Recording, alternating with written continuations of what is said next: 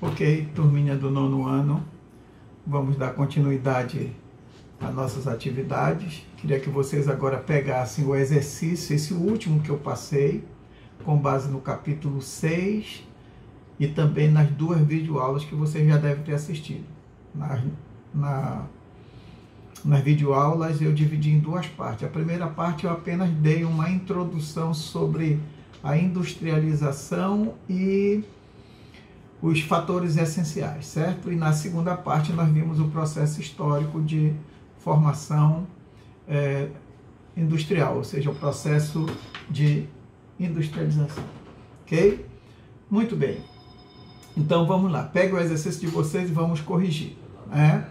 Então no exercício que eu passei para vocês, nós vimos, eu passei, estou olhando aqui, foram 10 questões, certo? Então, essas 10 questões, vamos corrigi-las agora. Vamos ver a primeira questão. A primeira questão está dizendo assim: a partir de que momento o capitalismo se consolidou como um sistema econômico hegemônico? O que é hegemônico? Exerce uma liderança. Nós já vimos essa palavra quando eu falei sobre o Bloco Europeu, procurando mostrar que uma das razões da criação do Bloco Europeu era tentar recuperar a hegemonia. Então, o que é hegemonia é liderança. Então, a pergunta é: a partir de que momento o capitalismo passou a ser hegemônico? O autor do livro de vocês, no capítulo 6, ele considera que foi a partir do fim da Guerra Fria, porque até durante o período da Guerra Fria nós tínhamos uma disputa entre a ideologia capitalista, liderada pelos Estados Unidos, e a ideologia socialista, liderada pela União Soviética, certo? Mas com o fim da União Soviética, em 1991, o bloco socialista vai ruir. Lembre-se que eu falei que até os países do leste europeu, que eram aliados da União Soviética, iniciaram um processo de redemocratização, ou seja, foram saindo gradativamente do socialismo e se tornando países capitalistas. Então, hoje, qual é o sistema que vigora no mundo? É o sistema capitalista. Então, a resposta correta é colocar aí que a hegemonia do capitalismo se dá a partir do final da Guerra Fria, ok? Primeira questão foi essa. Na segunda questão, eu estou pedindo para vocês fazerem uma relação entre a globalização e o processo de industrialização. Como é que nós podemos resolver essa situação? Sempre lembrar que quando eu falei de globalização, o que foi que eu disse? Que a globalização se origina no século XVI com a Revolução Industrial, se amplia no século XVIII com a Revolução Industrial e se consolida no século XX com a Revolução Tecnológica ou Revolução Técnico-Científica Informacional. Então, o que é que isso significa? Significa dizer que o processo de globalização ele se intensificou à medida que as novas tecnologias da terceira Revolução Industrial foram se estabelecendo. Então, poderíamos dizer o seguinte, que o processo de globalização ele está relacionado com o desenvolvimento dos transportes e das telecomunicações. E o desenvolvimento dos transportes e das telecomunicações fazem parte da terceira Revolução Industrial. Então, qual é a relação? É que à medida que o processo de industrialização foi avançando, o processo de globalização foi se intensificando e se consolidando, ok? Então, essa é a explicação da segunda questão. Vocês vão colocar com as palavras de vocês aí. Então, não precisa vocês escreverem como eu estou falando, a partir do entendimento de vocês. Terceira questão. Como podemos definir o processo de industrialização? Essa é uma questão fácil, né? Na primeira parte do vídeo aula eu deixei bem claro o que é a industrialização.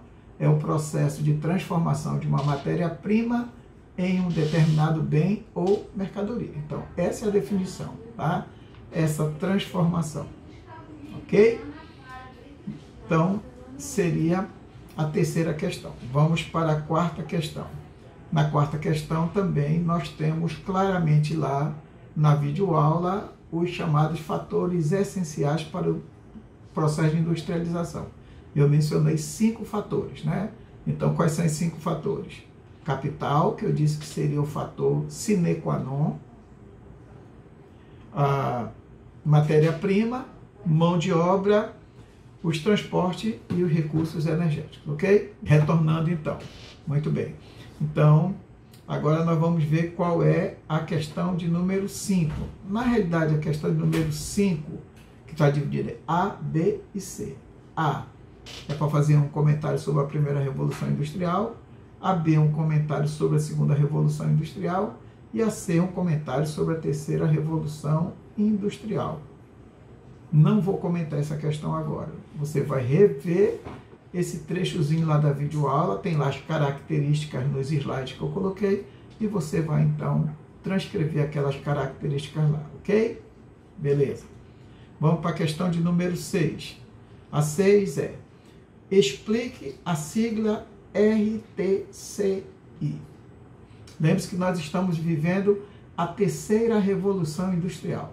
E a terceira Revolução Industrial, ela é caracterizada principalmente pelo avanço da ciência e principalmente pelo avanço do setor das informações. Então, o que é que significa a sigla RTCI, que tem a ver com a terceira revolução? RTCI significa Revolução Técnico-Científica Informacional, ok? Muito bem. Sexta questão. Sétima questão, eu estou perguntando o que são vantagens locacionais, né? Ou seja, quando nós estudamos a industrialização, nós vimos que várias indústrias sediadas nos países desenvolvidos vieram para o Brasil e para outros países subdesenvolvidos e países emergentes. Então, por que elas vieram para cá? Porque elas vieram à procura de benefícios, vantagens. Então, o que é uma vantagem locacional?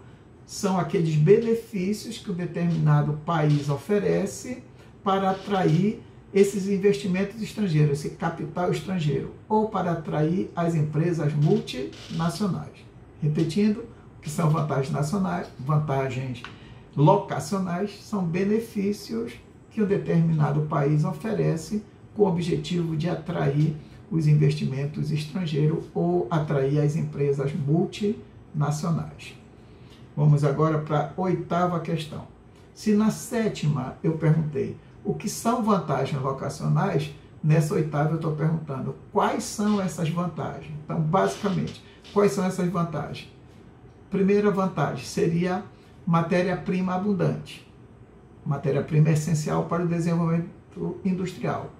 Segunda vantagem, mão de obra abundante e barata, né? Então, eles sempre procuram locais onde a mão de obra é abundante e barata. Terceiro fator, ou terceira vantagem, seria o que nós chamamos de incentivos fiscais. O que são incentivos fiscais? São impostos mais baratos ou isenção desses impostos. Quarta vantagem seria a flexibilização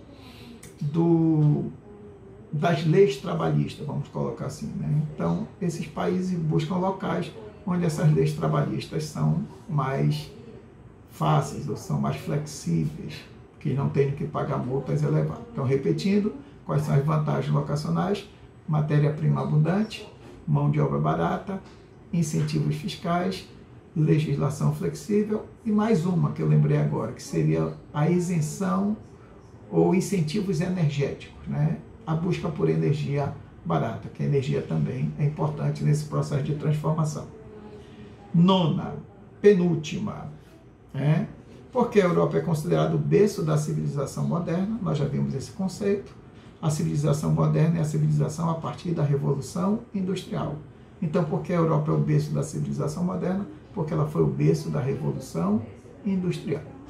E a décima e última questão, quais são os principais ramos da Revolução Técnico-Científica Informacional?